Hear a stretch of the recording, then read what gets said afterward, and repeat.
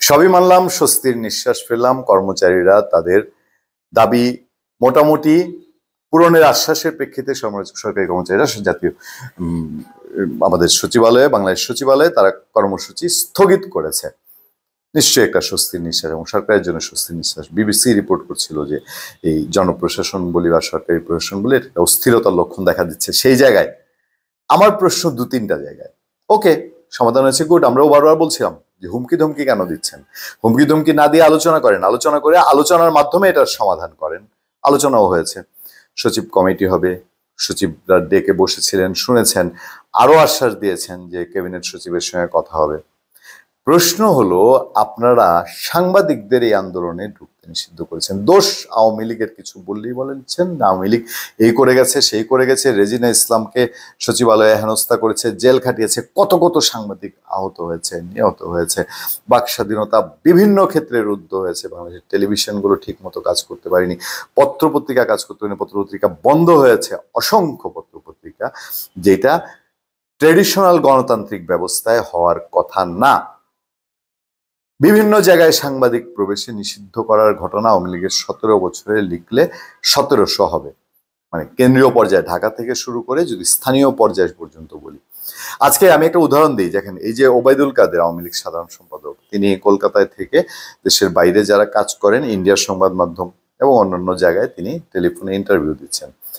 তিনি যেই সময়টা 3 টার্ম, প্রায় 7-8 বছর 9 বছর তিনি আওয়ামী লীগের সাধারণ সম্পাদক এবং সেতুমন্ত্রী, বাংলাদেশের এমন কোন সাংবাদিক, সেই তিনি সাধারণ সম্পাদক সেতুমন্ত্রী হওয়ার আগে আমরাই তাকে অসংখ্যবার পার্সোনালি কন্ট্যাক্ট করে 111-এর সময় তো অবশ্যই ইন্টারভিউ করেছি, অসংখ্য ইন্টারভিউ করেছি, তার বাসায় করেছি, এবং তিনি বসেই থাকতেন, তিনি বলতেন সংবাদ মাধ্যমে কথা বলার জন্য। তাকে না হলেও তার আশেপাশে যারা আছেন তাদের দিয়ে তাকে রিচ করা যেত। সেই ওবায়দুল কাদেরকে দীর্ঘ সময় গেছে রিচ করা যায়নি। কোন সাংবাদিক দেখবেন যে ইন্ডিভিজুয়াল ওবায়দুল কাদেরের কোনো একটা ইস্যুতে ইন্টারভিউ নিয়েছে, কোনো একটা দুর্নীতিতে ইন্টারভিউ নিয়েছে, তার দলের কোনো একটা বিষয়ে ইন্টারভিউ নিয়েছে, পাবেন না। তিনি যখন মন চাইতেন প্রেস কনফারেন্স করতেন, ম্যাক্সিমামলি তিনি মনের মতো করে, মনের মাধ্যমে সে কবিতা লিখতেন। কেন বলছি জানেন? এইগুলা বাংলাদেশের সংবাদ মাধ্যমকে তার নিজের ইচ্ছা মতো চালানোর কিছু উদাহরণ ছিল। অস্বীকার করার কোনো জো নেই, কেউ শেয়ার করতে পারবেন না, কিন্তু সেগুলো তো খারাপ ছিল ধরে নিলাম। এখন সচিবালয়ে আন্দোলনকারীরা যতক্ষণ আন্দোলন করেছে সাংবাদিকদের ঢুকতে দেওয়া হয়নি। সাংবাদিকদের সচিবালয়ে তো এই সরকার আসার পরে ডিরেকশন কার্ডটা বাতিল করে ঢোকাটা নিষিদ্ধ করেছে। আরো কি করেছে জানেন? একদল ক্যাডার এর আগের দিন থেকে তো হাসনাত আব্দুল্লাহ হুমকি দিচ্ছিলেন সচিবালয় আন্দোলনকারীদের প্রতিহত করতে। বাইরে 2 ছাত্র সংগঠনের অবস্থান, মনে হচ্ছে যে আওয়ামী লীগ বা বিএনপি ক্ষমতায় ছাত্রদল, যুবদল, স্বেচ্ছাসেবক দল, ছাত্রলীগ, যুবলীগ, স্বেচ্ছাসেবক লীগকে বসিয়ে রাখছে সচিবালয়ের আশেপাশে। যারা বৃত্তি মিছিল করে বাইরে দিবি কিল, এরকম একটা ব্যাপার না? হ্যাঁ, কি হয়েছিল ঘটনাটা?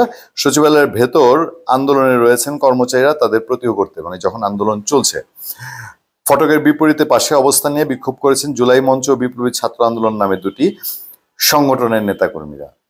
ছবি দেখে নেবেন, গুগলে লিখ দিবেন যে বিপ্লবী ছাত্র কি জুলাই মঞ্চে কয়জন আছে, গুনে দেখেছি। আপনারা গুনেন, গুলে লজ্জা পেলে আমাকে বললেন, লজ্জা না পেলেও বললেন যে ভাই আপনি কি জন্য লজ্জা পাইছেন, উপস্থিতির সংখ্যা আর কি। এবং জুলাইয়ের তুলনায় আপনারা হাসতে হাসতে পেটে খিল পড়তে পারে। তো তারা সচিবালয় দুর্নীতিবাজ ও ফেসিবাদের আমলাদের অপসারণ চেয়ে ফেসিবাদ উৎখাত যাত্রা কর্মসূচি পালন করেছেন। এতে বিভিন্ন পর্যায়ের নেতারা বক্তব্য রাখেন। সচিবালয়ের বিপরীত পাশের ওসমানী মিলনায়তনের সামনে নিয়ে বিভিন্ন স্লোগান দিচ্ছে মঞ্চের নেতাকর্মীরা। ওদিকে সরকারি চাকরি অধ্যাদেশ 2005 অনুমোদিত প্রতিবাদে গত কয়েকদিন ধরে মন্ত্রণালয়ের বিভিন্ন কর্মচারীরা চলমান আন্দোলনে রয়েছে। সরজমিন গিয়ে দেখা গেছে ভেতরে কর্মচারীদের একাংশের আন্দোলন চলছে। সামনের ফটকে পুলিশের পাশাপাশি বিজিবি ও সুয়াট সদস্যদের কঠোর নিরাপত্তা, বাইরে থেকে সাংবাদিকদের কাউকে প্রবেশ করতে দেয়া হচ্ছে না।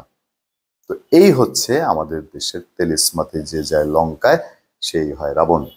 ধন্যবাদ সবাইকে, ভালো থাকবেন, সুস্থ থাকবেন, সত্য, করুণা এবং সহনশীলতার সাথে আপনার সাথে আমি আতিক রহমান পূর্ণিয়া।